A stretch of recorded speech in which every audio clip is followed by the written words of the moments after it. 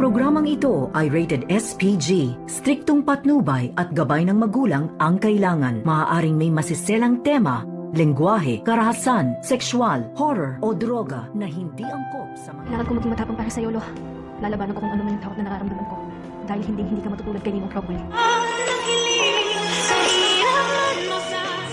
Narito na nga ang ating pag-aabangan bukas, Martes, sa Abot Kamay na Pangarap. Sa wakas ay natagpuan na nga dito ni Annalyn Santos itong kanyang lolo Pepe at hindi niya nga inasahan. Nang kapain nga dito ni Annalyn ang pulso ni Don Pepe ay laking gulat nito ng buhay pa nga. At dali-dali naman na sinabi dito ni Annalyn na kinakailangan daw nilang dalhin ito sa Eastridge at tinawagan niya itong kanyang ama na si RJ at ipinaalam na natagpuan na daw niya itong kanyang lolo at nahulog nga daw ito sa bangin.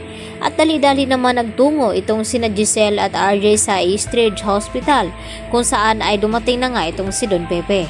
At dito nga nagsuggest itong si Carlos kung ano ang dapat gawin. Subalit ay sumingit naman itong si Annalyn at siya ang nakakaalam kung ano ang dapat gawin dito sa kanyang lolo Pepe.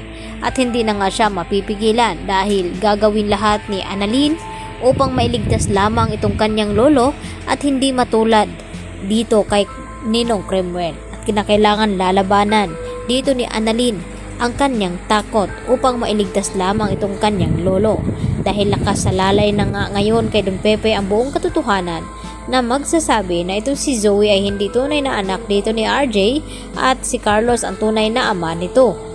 Kaya naman agad na tinawagan din dito ni RJ itong si Zoe at ipinaalam na natagpuan na nga itong si Don Pepe at dito naman na tila nagbigla itong si Zoe at dito rin na natakot na baka mabuhay ito at masabi kung ano ang buong katotohanan at kung ano ang nangyari. At dito naman na tila hindi mapakali ito si Zoe dahil malabo na nga makasurvive daw itong si Don Pepe sa ganong operasyon. Subalit si Annalyn nga ang gagawa nito. At dito naman na sinabi ni Moira na doktor itong si Zoe, wala ba siyang alam kung ano ang pwedeng gawin nila upang hindi matuloy na mabuhay itong si Don Pepe. Samantala hanggang pag-iyak naman ang ginagawa dito ni Giselle at niyakap niya itong kanyang ama na si Don Pepe sa akala na wala na nga ito dahil matapos ngang makita itong tungkod ay na ubusan na nga ng pag-asa itong si Giselle sa akala na hindi na daw nila makikita itong si Don Pepe at nang tumawag nga itong si Annalyn dito sila nabuhayan ng loob na makita pa ni Giselle itong si Don Pepe.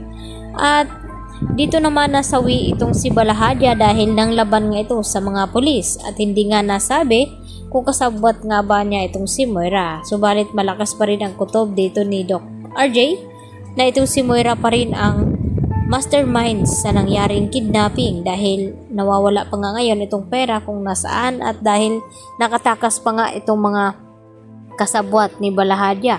At natakot nga itong si Moira na baka magsumbong daw ito kina RJ at Giselle at maikanta na may pakana at kasabwat itong si Moira at Zoe sa nangyaring pagkidnap dito kay Don Pepe.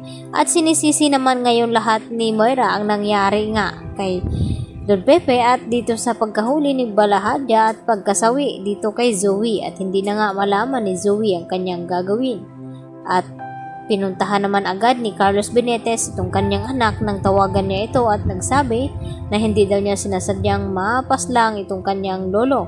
At hawak naman dito ni Carlos Benitez itong cellphone na ginamit ni Don Pepe na pangtawag dito kina Giselle at RJ at sinabi na may pakana ng kanyang pagkidnap ay walang iba kundi itong si Moira at Zoe. Subalit hindi nga sila sigurado kung ito'y narinig ba lahat-lahat ni Giselle. At tila kampante naman itong si Zoe na hindi nga dahil hindi galit itong si RJ na tumawag sa kanya. Kaya agad nagtungo sila sa Eastridge upang mangumusta at bantay sarado dito kay Don Pepe na baka magising ito at magsumbong sa kanyang nalaman. Yan ang ating pakatutukan bukas mga kapuso, dito lamang yan sa Abot Kamay na Pangarap.